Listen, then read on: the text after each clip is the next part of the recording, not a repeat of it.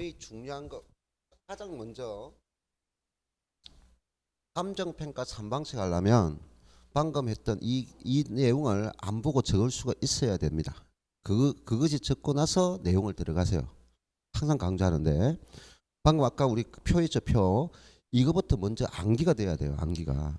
이거는 이해가 필요 없어요. 일단 암기가 된 다음에 내용을 들어가야 계속 내용이 팍팍 꼬입니다.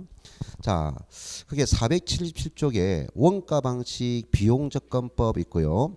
아까 원가법의 의의가 있는데 첫 번째 줄에 재조달 원가의 강가 수정을 한다. 이것만 줄 거면 되죠. 아까 용어가 재조달 원가가 구하는 거고 강가를 한다라고 했어요. 이것만 계속 포인트 잡으면 돼요. 그 밑에 표 공식 있잖아요. 그래서 적산 가격이란 재조달 원가 가격을 구하고 그 다음에 강가 수정 값을 구해서 차감하는 거야. 아까 차감하는 것을 우리가 감액한다라고 했잖아요. 자, 그러면 2번 재조달 원가는 뭐냐 하는 거죠. 자, 재조달 원가 의의가 있어요. 자, 그러면 재조달 원가는 뭐 아까 설명 끝났으니까 중요한 것은 첫 번째 줄에 기준 시점입니다. 이게 포인트예요. 그래서 문제가 제조 시점 이렇게 하면 안 된다고요. 예, 기준 시점. 기준 시점의 가격이다. 재조달 원가는 어느 시점 가격이다? 기준 시점 가격이다 하는 거죠. 기준 시점 가격. 자, 됐고요. 종류가 있습니다. 이 재조달 원가의 종류는 복제 원가가 있고 그 다음에 대체 원가 또는 대체 원가를 대치 원가로 했죠. 그러면 복조와 대치 여기 있는데 자 조금 생각해 볼까요? 재조달 원가의 종류는 복조 원가가 있다 있고 그 다음에 대체라고 말했어요. 대체 원가가 있어. 그러면 방금 재조달 원가의 정의다 하는 것. 재조달 원가 정의는 복조 대체 있는데 요것을 뭐냐면은 자 복조 재조달 원가를 복조 원가를 할 수 있으려면 현재 이것이 오래되지 않은 거 그리고 신축 건물이에요. 신축 건물. 신축 건물에 대해서 사용하는 것을 복조 원가고 그다음에 이것은 대체 원가는 신축이 아니라 오래된 건물입니다. 오래된 건물. 자, 그러면 이렇게 잡고 나서 이제 출발점을 하면 생각을 계속 펼치면 되는데 신축 건물은 현재 최근에 만들어졌으니까 그 재료를 쉽게 구할 수 있어요, 없어요? 재료를 쉽게 구할 수 있어요, 이번에 재료를. 그러니까 현재 이 신축 건물은 현재 이걸 다시 지어도 이 신축 건물을 다시 지어도 뭐냐? 동종 재료 등을 구할 수 있다는 거죠. 이해되나요? 이때 하는 것을 다시 똑같은 모양을 만들 수 있어 할 때 복조 원가다 이렇게 말합니다. 그러면 오래된 건물은 그 재료를 구하기가 쉬워요, 어려워요? 어렵다는 거죠. 만약에 200년 전에 만드는 지금 건물이 200년 전에 만들어진 건물이야. 그럼 200년 전에 만드는 건물을 재료를 구하기는 힘들다는 거죠. 구하기. 그래서 그러면 어떻게 하느냐? 어떤 재료를 하느냐? 그러면 동종 재료를 못 한다면 그와 유사한 재료를 사용할 수 있다는 거죠. 이해되나요? 그럼 동종 재료를 사용하지 못하니까 기능 역할은 똑같이 해요. 기능은 똑같이 하는데 유사한 재료. 그래서 뭘 유사하냐? 기능적으로 유사한 기능. 자, 이게 포인트야. 자, 동종 재료를 사용할 수 없다. 그러면 기능적으로 유사한 재료를 사용하는 것을 뭐냐? 대체한다 하는 거죠. 같은 물건을 할 수 있으니까 대체한다는 말이에요. 이해했나요? 대체한다. 자, 우리가 라면을 끓여요. 라면. 그리고 옆에 스프가 없어. 그럼 스프가 없으면 다른 거를 유사한 재료로 보면 어차피 스프 안에는 뭡니까? 조미료 종류가 있을 거잖아요. 거기 안에는 뭡니까? 고춧가루도 들어갈 거고 양념가루 뭐 파도 들어갈 거죠. 그럼 거 없으면 만들면 되잖아. 그 비슷한 거 된장이라든지 고추장이라든지 뭐 만들면 되잖아. 그게 기능적으로 유사하다면 된다는 거죠. 알겠어요? 아마 음식 만들면 그런 역할이 많을 거예요. 뭔가 조미료 중에 내가 여기 뭔가 없네? 그럼 그거는 상추가 없는데 상추가 없으면 깻잎 하면 되는 거고. 이해됐나요? 그런 걸 대체한다는 거예요. 자, 그러면 항상 그래서 이 여러 가지 말을 생각해 이 두 가지만 말을 쓰면은 그게 달리는 말들이 자연스럽게 쭉 오는 거예요. 자, 그러면 지금 동종 재료를 사용했기 때문에 현재 모습으로 그대로 만들 수 있어요. 그럼 만들어 놓고 생산해 놓고 이제 일어나는 가치 아까 강가가 있어요. 강가.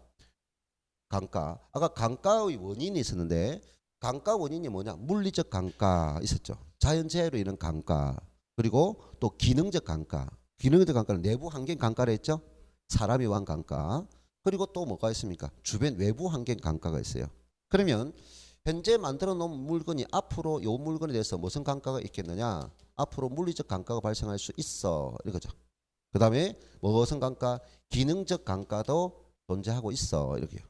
그 다음에 경제적 강가도 모두 고려한다. 그래서 복조 원가를 할 때는 앞으로 복조 원가를 계산 후에 이 값에서 복조 원가를 계산한 다음에 이 강가들을 차감할 거예요. 강가 원인을 고려할 거예요. 그럼 모든 강가 원인을 고려한다 이 말이에요. 자, 그런데 대체는 뭘 대체한 거예요? 동종 재료를 사용하지 못하고 기능적 유사성을 가지고 왔죠. 그럼 기능적 강가가 이미 됐어요, 안 됐어요? 이미 된 거라고요. 현재 기능이 유사한 것을 가지니까 이미 기능적으로 문제점이 있는 거를 끝났다고요. 그래서 요거는 물리적 강가는 앞으로 했으니까 하지고 경제적 강가는 외부 환경 강가니까 이거는 하지만 기능적 강가를 하지 않는다. 왜? 이미 기능적 유사성을 가지고 왔으니까 이미 기능적 강가가 반영돼 있는 금액이다. 대체 원가는 뭐가 반영됐다? 이미 기능적 강가가 된 가격이다. 다시 대체 원가는 이미 뭐가 됐다고요? 기능적 유사성을 가지고 있는 재료를 가져왔으니까 이미 기능적 강가가 된 것이고 이거는 기능적 강가가 됐다 안 됐다? 아직 되지 않았다. 이게 포인트예요. 그래서 이 문제는 이 낱말에서 포인트가 있다 이 말이야. 네? 그래서 기능적 강가를 합니까 하지 않습니까? 이 개념이라고요. 이해됐나요? 그러면 현재 이 복조 원가는 아직 기능적 강가가 반영되지 않은 가격이고 요 대체 원가는 이미 기능적 유사성이 있는 가격을 했으니까 이미 기능적 강가가 된 가격이라고요. 그러면 복조 원가와 대체 원가를 본다면 아직 기능적 강가가 되지 않았다 했죠. 이거는 기능적 강가가 됐다 했죠. 그럼 일반적으로 복조 원가는 대체 원가와 비교해서 가격이 크다라고 할 수 있죠. 이해됐습니까? 예, 여기까지. 그래서 여기까지만 여러분이 알면 되겠다 하는 겁니다. 자, 그 다음 넘겨서 자, 그 다음에 478쪽에 갑니다. 그 3번 구성 있습니다. 구성. 이제 구성 보세요. 재조달가는 뭐로 구성되어 있나요? 라고 했을 때 그게 표준적인 건설비 있어요. 뭐가 있다고요? 표준적 건설비와 통상 부대 비용으로 되어 있어요. 자, 표 있죠, 표. 자, 재조달 원가는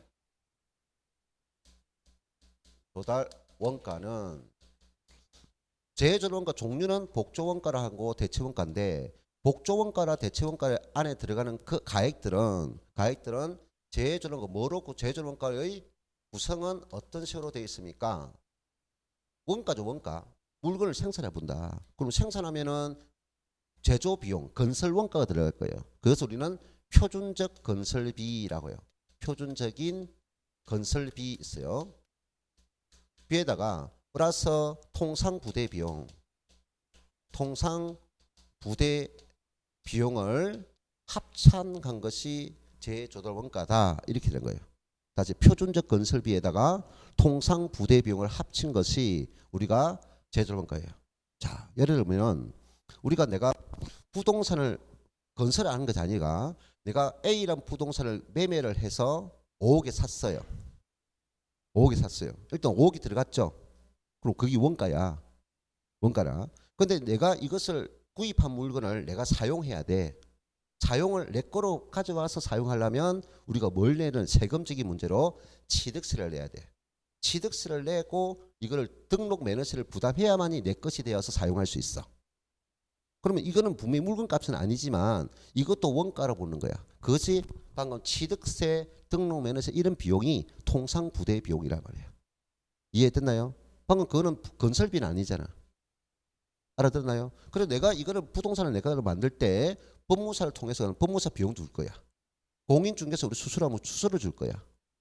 이런 비용을 뭐다? 통상 부대 비용이다 하는 거예요. 이해됐나요? 그럼 통상 부대 비용의 핵심이 아니야. 어디에 핵심이 있느냐? 요게 핵심이 있어요. 어디에 핵심이 있다? 표준적 건설비의 핵심이 있다는 거죠. 그럼 표준적 건설비는 자 건물을 어떤 물건을 건물을 생산하려면 그게 직접 비용이 있어요. 직접 비용이 있고 그다음에 간접비라고 있어요. 직접 비용이 있고 간접 비용. 뭐 이것까지 설명을 굳이 할 필요는 없어요. 직접비가 있고 간접비가 있어요. 근데 요 자체가 실질적인 물건 값이야 이게. 물건을 만드는 들은 제조 원가라고요. 따져보면 이 두 가지가 뭐다? 물건을 생산하는데 생산 원가라고요. 만드니까 제조 원가, 생산 원가, 건설 원가인데 우리는 내가 어떤 건물을 지으려면 물건을 만들려면 어떤 걸 물건을 만들어 주세요 하면은 그럼 생산하는 사람이 물건을 자기 재료나 인건비를 주고 만들겠죠. 만든단 말이에요. 그럼 만드는데 들어간 이 어떤 물건을 만드는데 재료가 들어갔고 인건비가 들어갔고 용역비가 들어갔어. 100만 원이 들어갔어. 그러면 내가 뭐며 100만 원만 주세요 하고 하면은 그 사람은 뭡니까? 남는 게 있어 없어? 남는 게 없잖아. 아니, 원가대로 받으면 장사돼야 안 돼. 원가대로 받으면 장사 안 된다고요. 그래서 건설비라는 것은 그 물건에 대한 재료비, 인건비, 경비가 있어. 전기도 사용해야 되고 음식도 먹어야 되고 물도 사용해야 된다고요. 그런 걸 제조 원가만 가지고 원가를 말하면 안 된다고요. 업자가 물건을 만드는 생산한 자가 남는 이익을 포함해야 된다고요. 그를 수급인의 이윤이다. 뭐라고요? 수급인의 이윤이다라고요. 그래서 요 문제의 가장 포인트는 반드시 뭐를 이용한다? 수급인, 수급인, 업자입니다. 업자. 업자의 수급인의 이윤이 있어요. 마진이에요. 이거를 반드시 포함해야 된다. 이게 포인트예요. 이해됐나요? 이거 포인트입니다. 그래서 수급인의 이윤을 포함한 것이 건설비예요. 라고 해요. 그래서 이거는 내가 직접 생산을 해도 물건을 내가 직접 생산해도 수급의 이윤을 포함해야 된다고요. 자가 건설이든 타인에게 업자에게 맡기든 우리가 반드시 수급인의 이윤이다. 이거를 다르게 하는 우리가 이거 전체를 우리가 도급 가격입니다 하는 거예요. 업자에게 맡기는 것을 도급한다 하는 거예요. 업자에게 맡기는 도급 가격이다. 이해됐나요? 도급. 예, 업자에게 맡기는 가격입니다. 자, 그래서 여기 포인트는 뭐다? 수급인의 이윤입니다 하는 거예요. 자, 이까지만 여러분이 알면 되겠습니다. 자, 그래서 딱 여러분이 알아야 될 것은 내가 판사는 이것만 알면 되는 거야. 응? 그게 지금 내용에 다 설명되어 있는 거고. 그래서 재조달원가는 반드시 어느 시점이라고 했어요? 시점. 반드시 기준 시점이라는 이 자체하고 그럼 기준 시점이라는 자체하고 두 번째는 반드시 수급인의 이윤을 포함하세요 라는 개념이 주된 내용이라고요. 이것만 알면 끝. 자, 그리고 밑에 4번이 이제 비용의 추계 방법이 있는데 총량조사법, 구성단위법, 비용지수법 이렇게 돼 있는데요.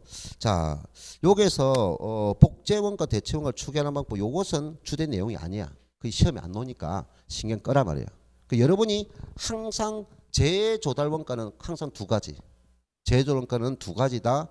복제원가와 대체원가 개념이 있고 그러면 복제원가, 대체원가를 구할 때 일반적으로 재조달원가는 기준 시점 가격을 제시해야 되고 그 다음에 그 건설비 안에는 반드시 수급인의 이윤을 포함합니다. 이것만 잘 알면 돼요. 됐나요? 그러면 문제는 또 이제 요거는 끝났어요. 이거는 이론이니까 끝났고 요 기준 시점이 있어요. 무슨 시점? 재조달원가는 기준 시점 가격이에요. 그러면 요거를 보자. 자, 어떤 물건이 건물이 신축되었어요. 그 신축된 건물이 쭉 와서 기준 시점에 지금 현재 있다고요. 기준 시점에 대한 A 부동산이 A 건물이 있어요. 그럼 이 A 건물을 언제 만들었다? 과거에 신축되어서 현재 존재하고 있는 물건이라고요. 이해됐나요? 그러면 이 가격, 이 A 건물의 기준 시점의 재조달원가를 구하려면 뭐를 알아야 된다? 신축 시점에 얼마가 들어갔는지를 이걸 알아야 된다고요. 이해됐나요? 자, 다시 기준 시점의 물건에 대한 A 건물에 대한 재조달원가를 산출하려면 이 물건이 과거에 신축할 때 얼마에 신축했습니까? 라는 것을 알아야 된다고요. 이 가격이 이거라고 이거 알겠어요? 과거에 표준적 건설비와 통상 부대 비용이 들어간 것을 말한다고요. 과거 가격이라고요. 그러면 과거 가격하고 지금 현재는 다르잖아요. 시점이. 그러니까 이거를 우리는 아까 비교한 시점 수정이라고 했어요. 무슨 수정? 시점 수정. 그럼 이 과거의 가격을 어느 시점? 기준 시점으로, 기준 시점 가격으로 조정해 줘야 된다고요. 됐나요? 과거의 건설비를 현재 기준 시점 가격으로 조정해 줘야 됩니다. 이거를 시점 수정이란 말이에요. 무슨 수정? 시점 수정. 그럼 이 시점 수정은 요 과거에 만든 가격에 곱해서 산출하는데 여기는 두 가지 방식을 사용하세요라고 있어요. 두 가지 방식을 사용하세요. 하나는 지수법이 있어요. 무슨 법? 지수법. 지수법. 우리가 물가지수 있죠? 물가지수. 그리고 지수법이다. 하나는 무슨 법을 하느냐? 지수법을 사용합니다. 지수법은 1입니다. 1 플러스 R입니다. R. 그럼 이것이 지수. 됐나요? 물가지수고. 여기서 이 지수가 요 과거에서 현재 효과에서 물가가 몇 번 변동이 있었느냐? 변동. 이거를 변동률이고 이거 n제곱입니다. 이게 끝이에요. 공식이. 이거 잘못했다. 이건 지수법이 아니고 이건 지수법이 아니고요. 변동률법. 무슨 법? 변동률법. 변동률법이에요. 변동률은 1에다가 요 R 있어요. 이 R이 뭘 뜻하냐? 변동률을 뜻해요. 변동률 뜻하고. 자, N이 있어요. N은 우리가 요 기간이다라고 하면 안 됩니다. 기간이 아니에요. 기간이 아니고 몇 번 변동이 되었느냐? 변동 횟수를 뜻합니다. 변동 횟수. 자, 그래서 이 공식만 암기하면 끝나는 거예요. 1 플러스 R의 N제곱. 이것이 뭐다? 변동률법이라고 해요. 1 플러스 R N제곱. 그럼 반복해서 내 머릿속에 암기하려고 노력하면 돼요. 됐나요? 두 번째는 방금 뭐다? 지수법이에요. 지수법. 자, 그럼 지수법은 분모 분자로 나눠지는데 항상 우리가 요게 조정법이 할 때 조정법에는 분수가 들어가요. 분수. 자, 조정법에는 분수가 들어가는데 항상 대사입니다. 사명 대사. 대사. 4대가 아니고 대사. 그럼 대는 뭘까요? 할 때 대상부동 평가 대상부동산을 뜻합니다. 대상부동산을 뜻하고 산은 사례부동산을 뜻한다. 사례부동산을 뜻한다. 됐나요? 자, 대는 뭐라고요? 대상부동산. 산은 사례부동산. 자, 그럼 대상부동산 시점이 언제예요? 대상부동산은 지금 감정평가의 결정하는 날이 아니고 감정평가 결정을 기준이 되는 날이라 했죠. 기준이 되는 날. 그래서 기준 시점이라고요. 대상부동산은 어느 시점? 기준 시점이다 하는 거고. 자, 그럼 사례는 이미 거래가 끝났죠. 그럼 과거잖아요. 과거. 그럼 과거니까 이거는 거래 시점 이게 됐죠. 그럼 여기서 과거는 언제입니까? 신축 시점 이래 되겠죠. 이해됐나요? 신축 시점. 오케이. 그러면 내가 이렇게 항상 암기할 때 대사 4대 아닙니다. 가운데에다가 나눗셈을 내요. 나눗셈. 가운데 나눗셈을 했죠. 그러면 이거를 우리가 어떻게 해요? 대상부동산을 뭐로? 사례부동산으로 나눈다 이렇게 읽잖아요. 사례부동산을 대상부동산으로 나눈다 이게 아니잖아요. 대상부동산을 사례부동산으로 나눈다 이 말이잖아요. 그러면 이 공식이니까 분모 분자가 뭐가 들어가는지 알겠나요? 그러니까 앞에 있는 대는 어디에? 분자 값이 되고 사는 분모 값이 된다고요. 이해됐나요? 그래서 항상 공식은 대사입니다. 알겠어요? 응? 또 지금 저게 뭐야가 아니고 지금 주어졌잖아. 그럼 주어지면 지금 그대로 받아들이면 되는데 와, 이 저게 뭐지?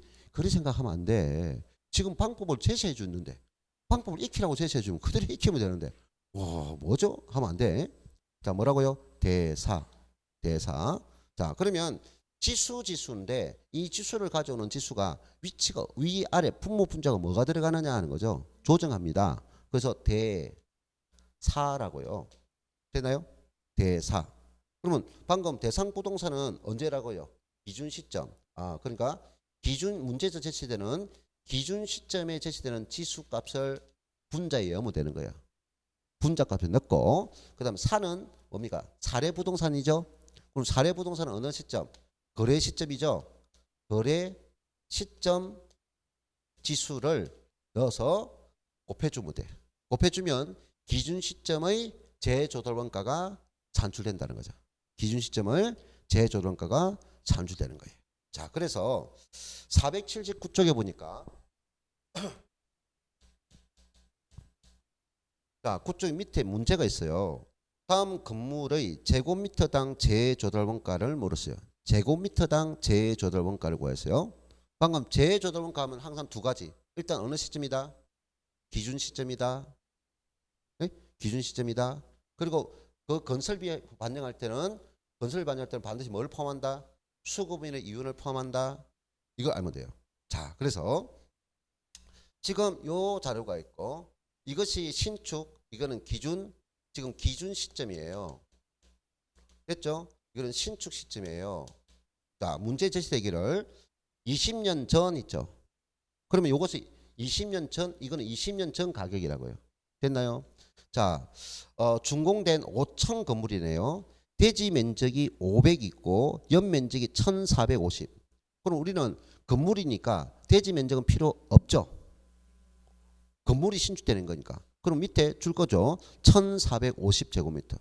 자, 근데 준공 당시 공사비 내용이 있어요. 그래서 직접 공사비와 개발업자의 이윤, 이게 수부인 이윤이죠. 그 포함 가격이 4억 났죠. 신축 시점은 가격이 얼마다? 4억이네요. 이게 났어요. 그럼 이것이 몇 년 전 가격입니까? 20년 전 가격이란 말이에요. 20년 전. 그럼 요거를 어느 시점으로? 기준 시점으로 조정을 해야 된다는 거예요. 그럼 그 문제를 어떻게 할까? 변동률법으로 할 수도 있고 지수법으로 할 수 있는데 본 문제는 밑에 뭐가 있어? 20년 전 건축비 지수 있잖아요. 그럼 지수가 되네. 지수를 뽑았네. 그래서 20년 전 있고 기준 시점 있잖아요. 그러면 여기에다가 지수법을 사용했거나 그러면 대사가 되니까 대상 부동산은 기준 시점이죠. 기준 시점 지수가 얼마예요? 145.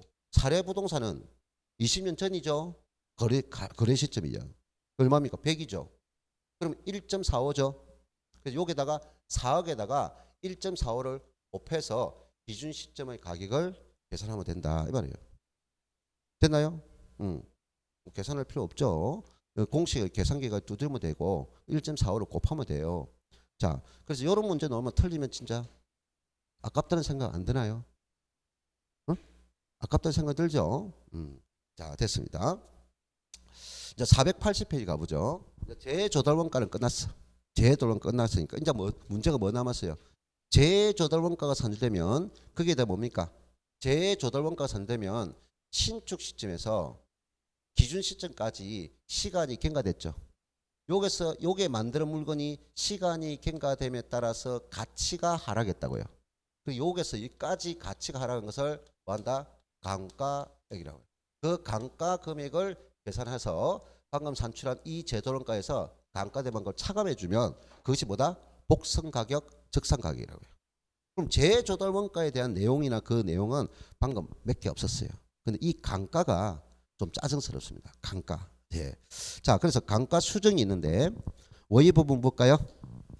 원 1번이 감가 수정이란 대상 물건의 재조달원가를 감액하여야 할 요인이 있는 경우에 자, 다시 줄 것죠. 물리적 감가, 기능적 감가, 경제적 감가를 고려해라 했죠. 자, 감가 원인이 3개 있는데 3가지 감가 원인. 물리적은 아까 뭐다? 자연재해. 기능적 감가는 내부 환경에 대한 인간의 왕 감가. 경제적 감가는 뭡니까? 외부 환경에 대한 감가. 이걸 모두 고려해라 말이야. 자, 고려해라 하는 겁니다. 자, 그 다음에 자 2번은 넘어가고요. 가로 2번 감가 수정의 유형에는 방금 1번 물리적 감가 요인 수정 있죠. 물리적 감가. 니은에 보니까 물리적 감가 수정은 줄 거 보세요. 마모와 훼손, 구성요소의 작동, 재해의 발생 등 있습니다. 자, 줄 거고. 그 다음에 2번 기능적 감가 수정 있죠. 자, 기능적 감가 수정은 니은에 보세요. 역시 예, 건물과 부지의 부적합, 설계의 불량, 설비의 부족, 형의 구식화, 능률을 저하. 됐나요? 암기하지 말고 충분히 생각을 하세요. 이것을 내부 환경에 대한 감가구나. 인간에 의한 감가구나. 자, 그다음 3번 경제적 감가 수정이 있어요. 자, 경제적 감가 수정은 외부 환경에 대한 감가입니다. 그래서 니은에 연기나 먼지, 냄새, 소음과 같은 걸림 폐해에 의해서 발생하는 것 이렇게 했어요. 자, 그리고 이제 인근 지역이 쇠퇴하거나 시장성의 감퇴하거나 인근 환경의 부적합, 그러니까 외부 환경에 대한 감가를 경제적 감가라고 해요. 자, 됐습니다. 그런데 이제 여기서 우리가 알아볼 것은 뭐가 되느냐는 거죠. 이 감가들에 대해서 자, 방금 감가 원인을 보랬는데 무슨 감가가 있다요? 물리적 감가, 그 다음에 기능적 감가, 그 다음에 경제적 감가. 지금 내가 간단히 계속 언급하고 있잖아요. 자연재해에 의한 감가, 인간의 사람 내부 환경에 대한 감가, 외부 환경에 대한 감가. 그러면 이 감가들이 발생했을 때, 감가가 발생했을 때 사람이 그를 치유 가능하느냐, 회복 가능하느냐, 회복 불가능하냐 하는 거죠. 그래서 이 두 가지를 치유 가능 감가, 치유 불가능 감가를 나눌 때 자연재해로 인한 감가에서 자연재해로 해서 가치가 떨어졌어요. 그런데 사람에 의해서 본래대로 회복 가능하느냐, 회복 가능할 수도 있다는 거죠. 치유 가능한 것도 있다. 그런데 인간이 도저히 손을 못 쓸 수도 있다. 그럼 치유 불가능 감가가 있다고요. 됐나요? 자, 그럼 기능적 감가적인 문제도 우리가 치유 가능할 수도 있고 뭡니까? 치유 불가능할 수도 있다는 거죠. 됐나요? 자, 지금 우리가 사람이 잘못으로 일하는 것에 물리적 감가 중에서 일본에 지금 무슨 사건이 있어요? 그 원자력 있잖아요. 원자력. 그게 자연재해로 일어났잖아요. 그죠? 자연재해로 일어난 감가가 발생했잖아요. 근데 치유를 못하고 있잖아요. 그죠? 막. 그러니까 우리가 만약에 방금 비가 많이 내려가지고 둑이 무너져 둑을 세우면 되잖아요. 그럼 가능한 것도 있고 불가능한 것도 있어. 그럼 기능적 감가도 가능한 것도 있고 불가능한 것도 있어. 그러면 치유 가능 감가는 얼마고 치유 불가능 감가는 얼마냐? 기능적 감가는 치유 가능이 얼마고 치유 불가능 감가는 얼마째 발생했느냐 하는 거죠. 자, 그런데 여기서 핵심은 경제적 감가인데 경제적 감가는 본인의 문제가 아니고 내가 부동산이 있는 주변 환경의 문제예요. 내가 다른 사람이 만약에 용산에 미군 기지에 있을 때 그 주변 사람들이 가지 마세요 한다고 안 갔나? 자기들 알아서 그냥 가는 거예요. 그죠? 주변에 있는 수요 공급이나 이동은 어떤 사람이 통제할 수 있는 문제가 아니라 말이에요. 그래서 외부 환경 감가는 끊임없이 변하면서 일어나는 감가라고요.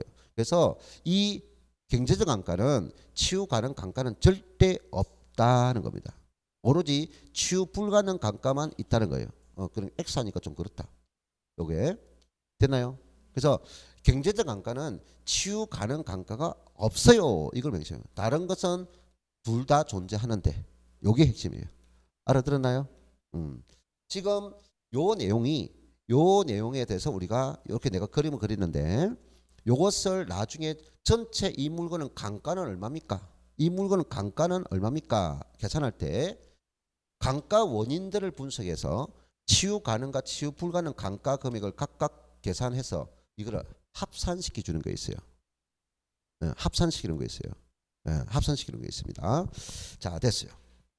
자, 그다음 481쪽에 가로 3번에 보면 감정평가 목적의 감가 수정, 감가 상각이 있는데 이거는 지금 설명을 안 드리겠습니다. 안 드리고 자, 감가를 계산해야 돼요. 감가를 계산할 때 자, 482쪽에 방가로 4번 내용연수 있네요. 뭐가 있다고요? 내용연수. 자, 이 내용연수는 존속기간이에요. 자, 무슨 기간? 존속기간. 일단 존속기간인데 어떤 측면에서 존속할 수 있느냐는 거죠. 자, 사용 가능한 시점이 있겠고 이 물건이 나에게 반대급부인 경제적 효익을 가져줄 수 있는 기간이 있다고요. 그래서 우리는 사용 가능하냐 사용하지 못하느냐 하는 것은 우리가 그를 물리적 강가, 물리적 내용연수라고 해요. 다시 사용 가능합니까? 사용 불가능합니까를 따지는 걸 뭐다? 물리적 내용연수, 물리적으로 존속할 수 있는 기간이에요.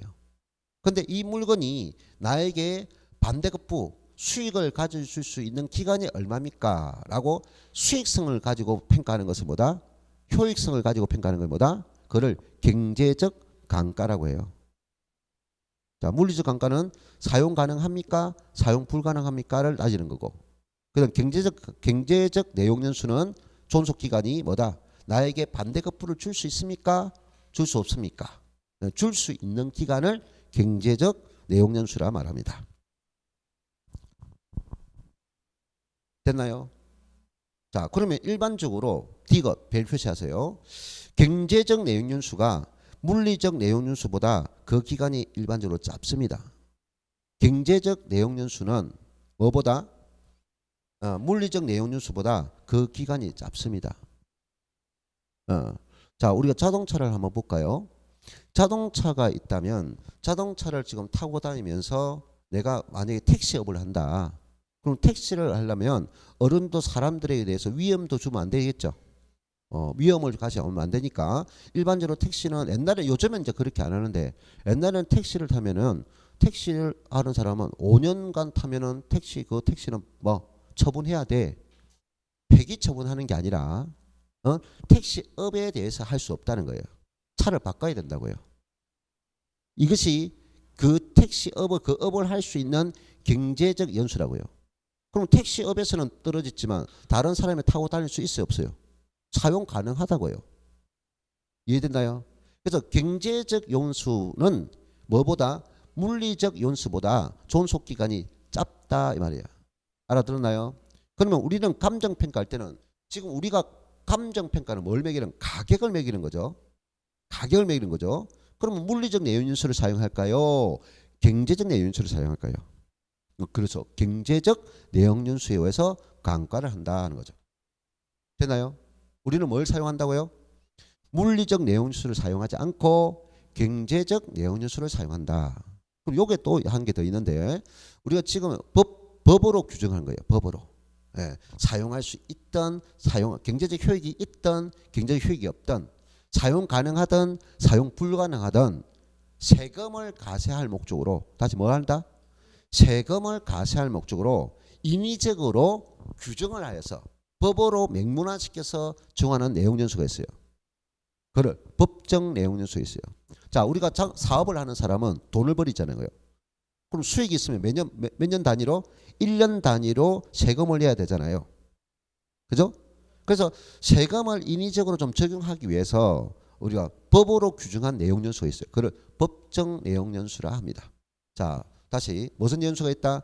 물리적 내용연수는 사용 가능한 존속 기간을 말하고 경제적 내용연수는 나에게 반대급부를 가질 수 있는 효익적인 측면, 수익성을 가질 수 있느냐는 존속 기간이고 그럼 법정 내용연수는 뭐다? 세금을 과세할 목적으로 사람이 인위적으로 정한 내용연수를 말하는데 우리 감정평가할 때는 반드시 어떤 것을 해야 된다? 경제적 내용연수를 사용한다. 자, 내용연수하고 강가 원인은 달라요. 그래서 막 말이 비슷하니까 착각하면 안 돼요. 다시 말합니다. 강가 원인은 물리적 강가, 기능적 강가, 경제적 강가를 모두 고려한다고요. 그런데 내용연수는 어떤 내용연수를 한다? 경제적 내용연수를 사용한다. 이거 포인트 잡으면 돼요. 자, 됐습니다. 자, 그러면 그 밑에 1, 2번 있는데 그림 있죠. 경과연수와 그 다음에 잔존 내용연수 있습니다. 그거는 자 어찌 되어 있나요? 내가 지금 신축을 했어요. 이 신축한 물건을 앞으로 내용연수는 10년입니다. 10년. 그러면 전체 기간은 몇 년이다? 요 기간이 전체 몇 년이다? 총 내용연수라고요. 총 내용 연수는 몇 년이다? 10년인데 지금 요것이 기준 시점이에요. 예. 그럼 신축되어서 기준 시점까지 기간이 지나왔죠. 기간이 지났으니까 이게 뭐다? 경과됐다 하는 거예요. 됐나요? 경과됐다는 거예요. 그럼 남은 것은 요것이 남았죠. 그럼 이게 뭐냐? 잔존연수란 거예요. 잔존연수. 그럼 내 부동산 가치는 내 부동산의 감정 가액은 10년분의 가액이 돼야 됩니까? 아니면 경과 연수분의 가액이 돼야 됩니까? 아니면 잔존연수의 가액이 돼야 됩니까?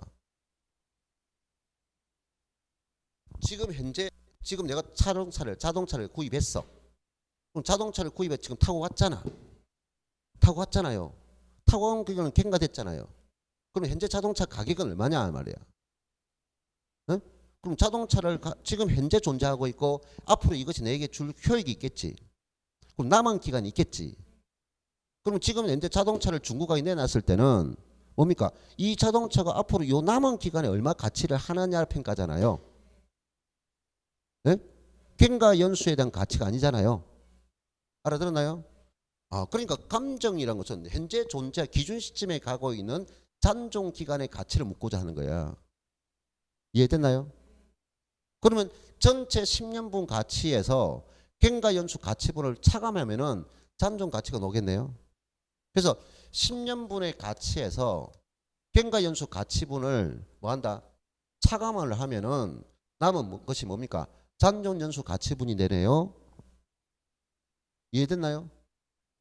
그러면 요 10년분의 가치가 아까 뭐가 됐나? 이게 재조달 원가라고요. 10년분의 가치가 뭐라고요? 재조달 원가라고요. 그러면 여기서 경과됐죠? 경과된 것을 계산한 것을 감가 수정액이라고요. 됐나요? 그럼 이 재조달 원가는 총연수 가치라고요. 그 총연수 가치에서 경과 연수 가치를 차감하면 그 남는 것이 뭐다? 잔존연수 가치가 적상가격, 복성가격이란 뜻이에요. 됐나요? 자, 됐습니다. 자, 그 다음 밑에 가로 5번이 있습니다.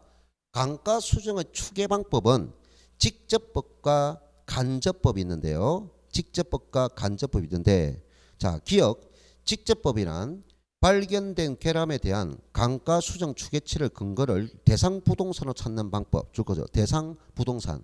그러니까 직접이라 했죠. 어디에 찾는다? 감가 원인을 대상 부동산에 찾는다. 그리고 직접이라 말이에요.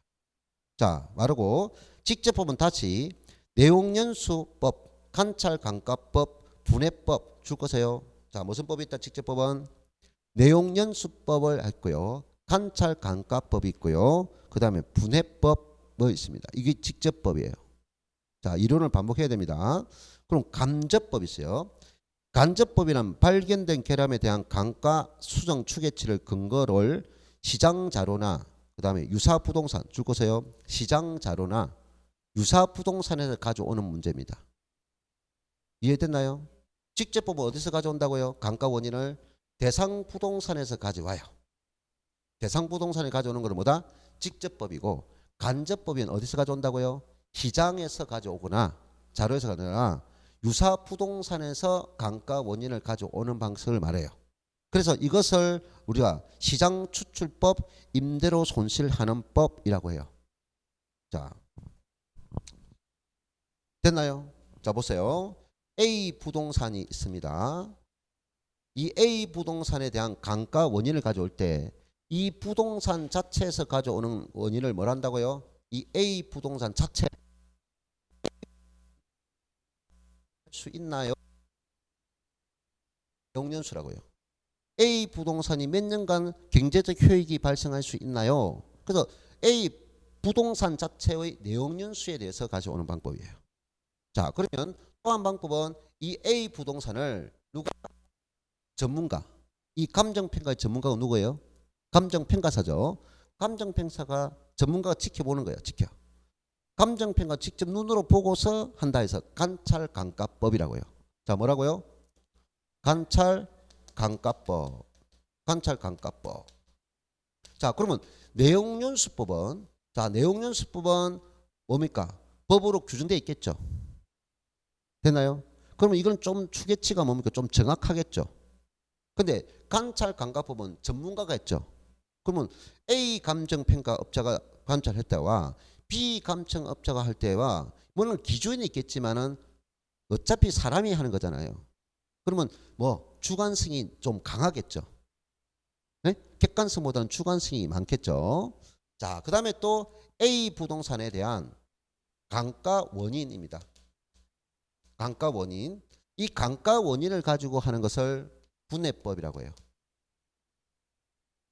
자, 다시 암기를 하지만 계속 반복시키잖아요. 자, A 부동산 자체에 대해서 하는 것을 뭐다? 직제법이랬죠. A 부동산 자체에서 강가 원인을 찾는 것은 뭐 A 부동산 몇 년간 사용할 수 있나요? 내용연수법이 있고. 되나요? 그리고 A 부동산을 전문가가 지켜보면서 강가 원인을 계산한 걸, 강가 계산한 것을 관찰 강가법, 감정평가사. 그럼 A 부동산에 대한 강가 원인들, 자 옆에 있네요. 강가 원인. 이걸 분해법이라고 해요. 무슨 법? 근데 분해법은 강가 원인이 뭐다? 물리적 강가, 기능적 강가, 경제적 강가가 있고 물리적 강가는 치유 가능, 치유 불가능. 그 다음에 이것도 기능적 강가, 치유 가능, 치유 불가능. 요거를 나눈다 해서 분해한다고. 분해. 분해해서 각 강가 원인들을 다 뭐한다? 합산해서 계산한 것이 분해법이다 하는 거죠. 자, 분해법은 무슨 원인? 강가 원인을 치유 가능, 치유 불가능으로 나눠서 분해해서 다 합친 것을 분해법이라고 합니다. 근데 이거는 관찰 강가법은 뭐냐? 전문가가 평가한 것을 관찰 강가법이라 합니다. 됐나요? 그럼 이 두 가지 내용은 엄청 쉬워요. 그런데 우리는 뭐자? 내용연수법이 있는데 이 내용연수법은 우리가 시험에 잘 노는 방법이고 우리 감정평가에 관한 규칙에서 원칙으로 정하고 있는 것이 내용연수법이에요. 이 내용연수법에 들어가면 다시 무슨 법을 나누냐? 정액법이 있어요. 정액법에 의한 강가 계산을 해라라는 거 있고요. 그 다음에 정률법이 있어요. 정률법이 있어요. 예, 정률법. 그 다음에 우리가 체감산액법이에요. 체감삼각법이에요. 체감법. 그래서 일반적으로 이 두 가지가 가장 중요한데요. 계산 문제는 정액법과 그 다음에 정률법이 있어요. 되나요? 그리고 상한기금법이 있는데 이걸 상한기금법이 있다는 것만 알고 요거는 거의 계산 문제나 잘 안 나와요. 대부분 우리는 정액법과 정률법 강가에서 계산 문제 나와요. 이거는 이론만 알면 되지만 요거는 계산 문제와 이론 문제가 논다는 거예요. 계산 문제와 이론 문제가 논다 하는 거죠. 그리고 아까 재조도는 건 별거 아니야. 이 강가에 대해서 내용들이 단계적으로 한다. 자, 그러면 이 A 부동산에 대해서 그 부동산 자체에서 강가 원리를 찾았는 게 아니라 뭐 환경 A 부동산이 위치하고 있는 뭐 외부에서 찾아오는 거죠. 외부에서 찾아오는 것을 보다 간접법. A 부동산 대상 부동산 자체에서 찾아오는 원인은 뭐다? 직접법, 내용연수법, 관찰감가법, 강가 원인을 가져가는 분해법이 있고 A 부동산이 위치하는 외부 환경에서 가져오는 것 그것을 시장에서 가져왔다. 시장. 그 다음에 유사 부동산에서 가져왔다 하는 거죠. 어디서 가져왔다? 유사 부동산에 가져왔다 하는 거죠. 그럼 여기는 사례를 가져왔죠. 그러면 시장 추출법이 있는데 시장에서 가져오면은 아까 사례를 가져오는 거예요. 사례를. 그래 시장 추출법이라고 해요. 뭐라고요? 시장 추출법. 그 다음에 임대료 손실하는 법. 시장 추출법, 임대료 손실하는 법은 시장에서 가져왔고 유사 부동산에 가져왔다. 그것을 그래서 간접법이라고 해요. 그럼 이런 거는 이론만 알면 되고 이론만 알면 됩니다. 이론 문제 놉니다. 요거 뭐가 있느냐? 근데 그 계산 문제와 이론을 좀 더 깊이 들어간 것이 뭐다? 정액법, 내용연수법이 가장 중요하다고요. 내용연수법은 정액법, 정률법, 상한기금법이 있다. 그럼 상한기금법은 거의 계산 문제가 안 나오고 정액법과 정률법이 계산 문제 논다. 그래서 이 원가법 이것만 들어가면 원가법만 지나가면 비교 방식은 아주 쉬워요. 원가법 이 과정이 가장 힘들어요. 그래서 거래사례 비교법, 공시지가 기준법은 쉬워요. 그다음 수익 방식도 쉬워요. 원래 수익 방식이 어렵는데 따져보면 수익 방식도 쉬워요. 방금 원가 방식의 이 내용연수법 때문에 정해법, 정률법 때문에 여러분이 어렵게 느끼는 거예요. 자, 그래서 조금 있다가 우리가 정해법이 뭐고 정률법이 뭔지 483쪽에 원 2번이 내용연수법 돼 있죠. 그 별표시 3개 하시라고요. 3개. 자, 정해법 있습니다. 정해법. 그리고 뒤에 정률법 있습니다. 여러분이 좀 다행스러운 것은 작년에 우리가 이 문제가 계산 문제 났다는 거 참 아쉽다. 이게 올해 나야 되는데. 아니 이 계산 문제가 훨씬 쉬운 거야. 이 계산 문제가 더 쉽다니까요. 그래서 요 자체가 작년에 정해법 계산 문제가 났었어요. 정해법. 근데 올해는 정해법 문제가 그래서 나올 확률이 없다. 좀 없다가 아니고 떨어진다는 거죠. 그래서 우리가 정해법과 정률법 요 방법을 그 시간에 익혀보고 그 다음 시간에는 우리가 이제 뭐냐 거래 사례 비교법, 공시지가 기준법, 네? 그리고 수익 방식 이렇게 설명하겠습니다.